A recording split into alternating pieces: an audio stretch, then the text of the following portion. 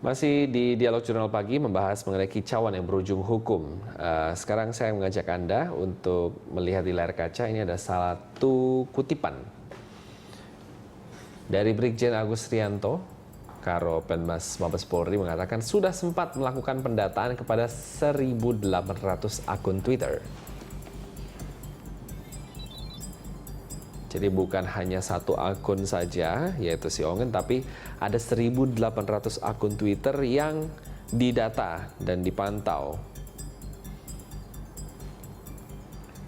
Ya, jadi Pak Agus, ini salah satu juga kutipan 1.800 akun Twitter dipantau. Ini berarti secara peraturan perundang-undangan apakah memang oke seperti itu?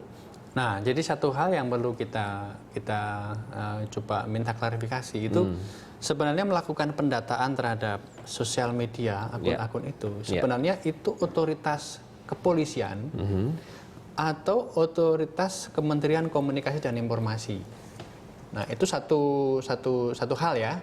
Siapa yang punya otoritas gitu? Karena kalau menurut Undang-Undang ITE gitu kan, Undang-Undang Pornografi itu setahu saya sebenarnya leadernya dalam konteks penegakan hukum itu adalah Kominfo. Gitu ya.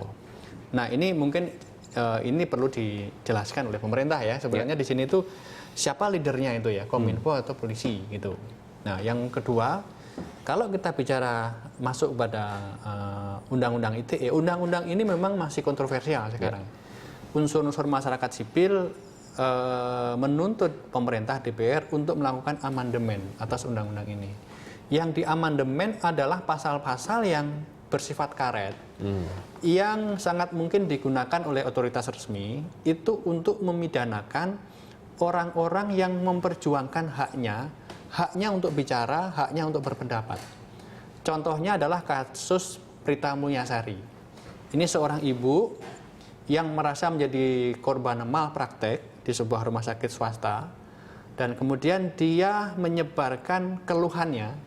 Jadi keluhan dia tentang pelayanan rumah sakit yang menurut dia tidak pas itu dia sebarkan melalui mailing list waktu itu ya. Nah, kemudian menyebar kemana-mana, dan si ibu ini, si ibu Prita itu kemudian dipidanakan oleh pihak rumah sakit itu, dan dia sempat dibui beberapa lama, dan itu menjadi kasus yang besar, dan kemudian ada gerakan Save Prita, koin untuk Prita gitu ya. Nah, ini pasal-pasal yang inilah yang harus dikoreksi ulang oleh DPR dan pemerintah gitu. Jangan sampai kemudian ada pasal-pasal yang maksudnya mungkin baik ya. Jadi menghindari penggunaan sosial media atau new media itu sebagai sarana untuk menghina, untuk merugikan pihak tertentu. Tapi kemudian dalam praktiknya itu justru bisa digunakan oleh otoritas resmi atau pihak tertentu untuk memidanakan orang yang memperjuangkan haknya untuk berbicara. Nah, itu. Jadi konsen itu lah yang menjadi dasar buat teman-teman masyarakat sipil untuk meminta Undang-Undang ITE itu direvisi. Meskipun untuk kasus yang kita bicarakan hari ini, kasus itu ya, Ongen itu mungkin agak beda ya, karena kalau di situ kita lihat memang unsur pornografinya, unsur penistaannya itu cukup kelihatan gitu ya. Tapi kalau kasus Prita ini kan kasus yang abu-abu ya, karena Prita punya hak dong untuk berbicara, dan dia pihak yang lemah, dan mungkin bagi Prita sosial media lah satu-satunya cara buat dia untuk menyuarakan aspirasi dan keluhannya gitu. Nah, ini konteks yang muncul terkait dengan posisi Undang-Undang ITE. Undang-Undang pornografi juga. Di Undang-Undang pornografi konsen yang sama juga. Jadi jangan sampai kebebasan berekspresi, kebebasan berkesenian itu kan konsen pada estetika, keindahan itu kemudian dianggap sebagai pornografi.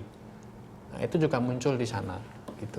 Ya, bagaimana cara membedakan antara yang memang benar ibaratnya curhat di ruang publik, ada juga yang melanggar itu seperti itu, bagaimana membedakannya, Pak? Iya, jadi memang pertama kalau kita curhat di ruang publik, kita harus menggunakan data yang valid, gitu kan?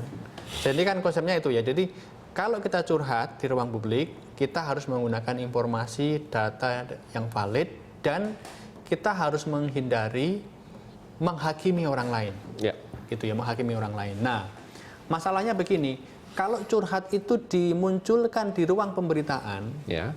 itu kan ada, misalnya di ruang pemberitaan itu kan ada mekanisme klarifikasi, ya kan? Jadi misalnya kalau Prita Munjasari curhat kepada berita satu melakukan klarifikasi kepada objek gitu kan. Ya. Nah, itu ada sehingga prinsip cover both side itu bisa tertangani di situ. Tetapi kalau di sosial media masalah memang tidak ada mekanisme itu gitu ya. Jadi sosial media itu memang in between tadi ya. Jadi kalau ruang publik harusnya setiap ujaran yang berpotensi untuk merugikan seseorang, maka memberikan kesempatan pada orang itu untuk mengklarify dari ujaran-ujaran ini gitu. Nah, di sosial media kan itu mekanisme itu belum ada ya. Jadi meskipun misalnya bisa saja si X mengkritik si Y, terus si Y kemudian membalasnya itu. Tapi kan sering jadi kritik itu sudah kemudian dianggap sebagai kebenaran kemana-mana, baru si Y-nya ketika dia sudah menghadapi pandangan-pandangan yang negatif dari komunitas sosial media, dia baru ada kesempatan untuk mengklarifikasi. Ibaratnya nasi sudah jadi bubur di situ. Betul. Gitu. Jadi ada satu ketakutan. Nah, apakah nantinya dengan belum direvisinya peraturan perundang-undangan ini akan membuat orang semakin takut atau justru semakin banyak menentang? Akan kita buka analisisnya nanti. Tetap bersama kami. Dialog Jurnal Pagi akan segera kembali.